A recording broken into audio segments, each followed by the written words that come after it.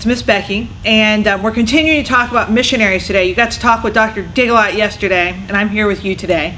And today, in VBS, we're talking about the idea of every individual person is important to God. That no matter where you are in the world, no matter how important you are, God cares about you. And we're going to talk about a missionary today. And two things are true of her. Number one is she did not come from a fancy background. She wasn't perfect. Everything didn't go her way, but God still used her. And then secondly, she likewise cared about other people that some people might have thought were just downright nasty. And she took the effort to get to know them and to teach them about Jesus. And I hope that you'll know as you hear her story, first of all, that God cares about you no matter what you're like. Even if you were the most shady person on the planet, you're still really important to God, and God has a plan for you. And then secondly, God wants to use you to send that exact same message to other people. And so I think you're going to enjoy hearing about her. She's a very fascinating person, kind of before her time. Her name is Mary Slessor. And Mary Slessor was born in 1848. So she was about like 106, 170 years ago. And she had a very religious mother, but she had a very alcoholic father. And her father was not a good guy. And some of Mary's childhood was unbelievably difficult because her father was such a mess. And she had some things happen, like just for example, sometimes when she was a young child, her father would throw her out in the street and leave her there for days. So she wouldn't have food to eat, she wouldn't have a safe place to sleep. And you'll see as she goes on in her life, she remembers that. She does not forget what it was like to be thrown out in the street and by herself. And she'll have a heart for other people like her who didn't have a safe home. But the flip side of that was her mother was very devout, and that means she really, really loved God. And Mary had 7 kids in her family, and they would go to church every Sunday. Even though other things in their lives were really, really crazy, they would still go to church every Sunday. And Mary's oldest brother decided that he was going to be a missionary. At their church, they'd talk all the time about missionaries and how they were changing the world for the better, and her brother really felt like God wanted him to be a missionary. But unfortunately, a few years later, her brother died. And he just got pneumonia, and back then they didn't have antibiotics and things like that, and so he didn't survive it. And the family, of course, was devastated. And Mary thought to herself, I am going to take my brother's place as a missionary. And she did. And she had to go to work when she was like 11 years old. She worked at a mill that was there where they lived, and she was what they called a half-timer. So she'd work half the day, and she'd kind of go to the mill school half the day. And it was interesting because even though she was very poor, I mean, she literally was an 11-year-old with a job, right? The teachers knew how smart she was, and they're like, whoa, like, this is a bright one. We should really keep our eye on her. And as she got older, she started to teach Sunday school, and she would invite kids from out in the street. She remembered what it was like to be out on the street herself, and so she wouldn't just settle for who showed up in Sunday school most weeks. She could find people that she thought needed it, and she'd bring them in and tell them about Jesus. And by the time she was 26, she was ready to be a missionary, and she'd been accepted by an organization to be a missionary. And here's how brave she was. She said to them, I'll go anywhere in the world. Anywhere you want me to go. There's no place I won't say no to. And in her heart, she really wanted to go to Nigeria because she'd been inspired by another missionary who had gone there. But she was willing to do whatever God called her to do. And thankfully for her, because it really was what she wanted to do, she got to go to Nigeria. And Nigeria at the time was sometimes called like a white man's grave. And all they meant by that was that visitors, people who came from the outside, were often killed. And a lot of people were too scared to go there. And but Mary wasn't like that. She was like, if this is where God wants me to go, I'm going to go. So she went. And when she first got there, she trained with some other missionaries because she needed to learn the language. And they actually said later on in her life that part of the reason she was such a good missionary is she was really good at learning the language. So when she talked to people, she was talking to them in a way they could actually understand it. And some of you may already speak a second language, or you may be really good at learning languages.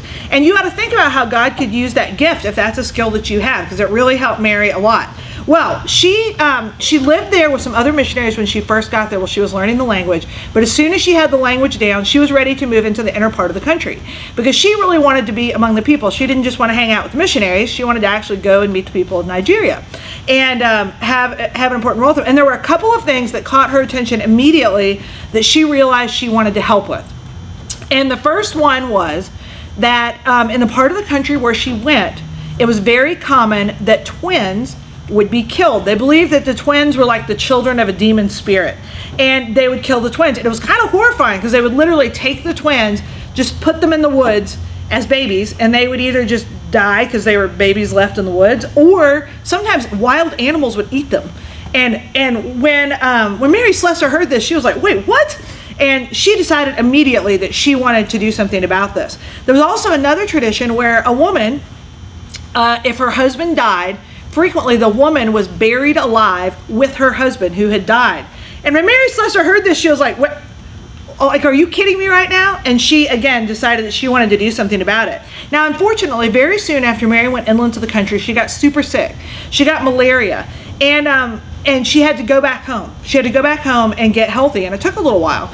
And you guys may be thinking, sometimes when we think about missionaries, they're like super healthy and super strong and never have problems. The truth is, she had a lot of health problems throughout her whole ministry. She frequently would get really, really, really, really sick.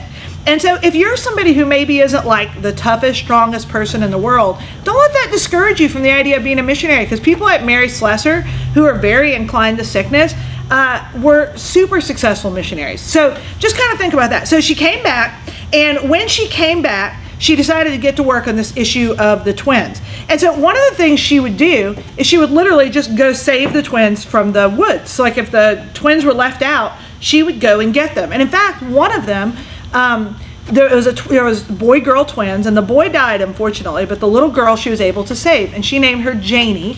And Janie became her daughter, and she saved her life. One of the other things that was true too is the mothers of these twins, they were also considered super suspect because they had twins. Oh, evil. And she wanted to help the mothers too, so she would also bring them in because she knew that, they just had twins, right? They weren't some kind of evil devil spawn or something. And she found it really hard to deal with these things because there also are cannibals, which means people who eat people. And sometimes when Mary looked at these problems, like babies being killed, women being buried alive with their husbands, and cannibals, she was kind of overwhelmed by it. So it was like, well, how can I solve all this in one person? And she would pray. She'd say, Lord, the task is impossible for me, but not for thee. Lead the way, and I will follow. And I thought that was pretty good, right? Like, I think we can do that too when we face something that's really difficult. So she had Janie. She did get sick again, and she actually took Janie back with her when she went back home, because Janie was her daughter by that point. Took Janie back with her when she went back home. And actually, Janie was really effective at telling people about what was going on in Nigeria, because of course it was her home. And so she was able to tell people what it was like, and it really helped people understand Mary's missionary work. She eventually goes on to another group of people called the Okoyong, and she found this group of people. There had not been other missionaries there, and the Okoyong were very, very violent, and they had sort of an odd thing where there was just kind of like no economy, no system of government. It was kind of a mess. And she thought about it, and she was like, okay, why are things so violent? Like, why would it be like this?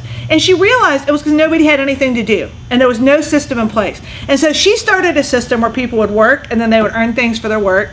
And over time, the community, the village, kind of got organized, and the amount of violence decreased dramatically.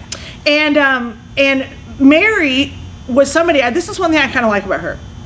As she lived among this group of people, she didn't go in and say like, "Oh, you should be like me. I'm amazing." Instead, her goal was to be like the people she was with in every way that didn't compromise her values. So she wasn't going to become a cannibal or something, but as far as how she dressed, how she lived, how she interacted with people, she tried to be like the people she was with. And that's one thing for us to think about too. We don't have to get people to be just like us. They can be like they are. We just want to give them an opportunity to know Jesus along with that. And so that was one kind of cool thing about Mary. Mary did such a good job of unifying that group of people, the Okoyong, that the government, at that time the British were in Nigeria, was actually kind of a sad thing, like they treated the Nigerian people really badly. But they put Mary in charge because she was so good at it. And they were like, you are now in charge of the British role. But Mary was kind of a funny person because she refused to do the things the British did. Like a lot of times when people in the various villages wouldn't do what the British wanted, they just killed them. And Mary was like, oh, we aren't doing that. So she was a leader, but she did not choose to engage in violence and things like that. So anyway, Mary then went on to work with a couple other groups of people. And her whole life, literally until the day she died, she stayed there in Nigeria.